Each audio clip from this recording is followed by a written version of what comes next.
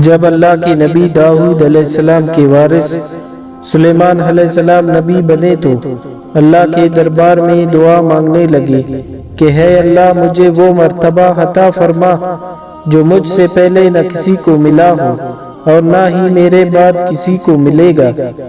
اس دور میں لوگ جنات کالا جادو پہ یقین رکھتے تھے۔ اللہ نے اپنے نبی سلیمان علیہ السلام کے لیے چرند پرند آواز جنات کو ماتحت کر دیا تو اللہ کے نبی سلیمان علیہ السلام جہاں بھی کفر، نفرت اور انسانوں پر ظلم دیکھتے تھے تو ہاں کے اپنے معجزات دکھاتے تھے اور انسان ان کو اللہ کا نبی سمجھ کر صحیح رستے پہ آ جاتے تھے۔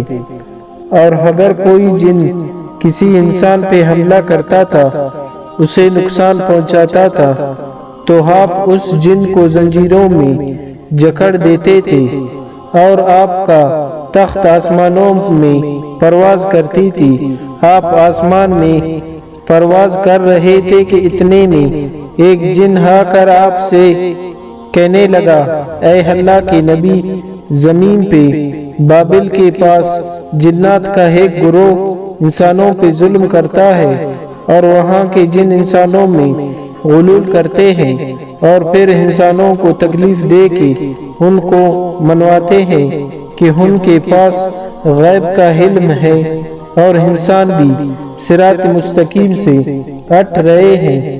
جیسے ہی اللہ کے نبی سلیمان علیہ السلام نے اس بات کو سنا تو آپ اپنے تخت کو بابل کی طرف موڑتے ہیں اور اس گروہ کے پاس آ کر کہتے ہیں کہ ہے تکبر میں رہنے والوں، اللہ سے ڈرو۔ وہ جنات کا گروہ حضرت سلیمان علیہ السلام کی طاقت سے ناواقف تھے۔ اس میں سے ایک جن کہنے لگا، ہم کسی سے نہیں ڈرتے، ہم اپنے مرضی چلاتے ہیں۔ اور اس کے قبائل کے جن حضرت سلیمان علیہ السلام کے تخت کے چاروں طرف سے آتے ہیں اور کہتے ہیں اگر تو واقعی سچا ہے تو ہمیں قید کر کے دکھا۔ تو اللہ کے نبی سلیمان علیہ السلام جیسے ہی اپنی عصا ان جنات کی طرف کرتے ہیں تو ہوا اور مٹی کا ایک طوفان اٹھتا ہے اور زمین کو چیر کے لوہا نکلتا ہے اور زنجیروں میں تبدیل ہو جاتا ہے اور وہ زنجیریں ہر اس جن کے گردنوں پہ آ پڑتی ہے اور تمام کے تمام جن زمین بوس ہو جاتے ہیں۔ اور اللہ کے نبی سلیمان علیہ السلام کے قدموں میں گر کے کہتے ہیں کہ آپ کون ہیں؟ تو حضرت سلیمان علیہ السلام فرماتے ہیں کہ میں اللہ کا نبی داؤد کا بیٹا اور سلیمان ہوں۔ اللہ مجھے اس زمین پہ امن اور سلامتی کے لیے منتخب کیا ہے۔ اے جنات خبردار ہو جاؤ، اس زمین پہ فساد نہ پھیلاؤ ورنہ اللہ کا عذاب تمہیں فنا کر دے گا۔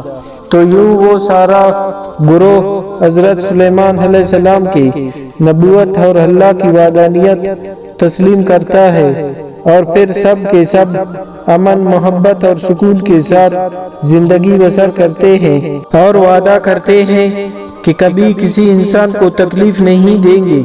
بے شک اللہ جسے چاہے اپنی خاص رحمت اور طاقت سے نواز دیتا ہے اور وہ ہر دعا کو سننے والا ہے اور کرم کرنے والا ہے۔ اے اللہ اس پورے جہاں پہ اپنا کرم فرما اور ہمارے دعاؤں کو قبول و مقبول فرما، آمین۔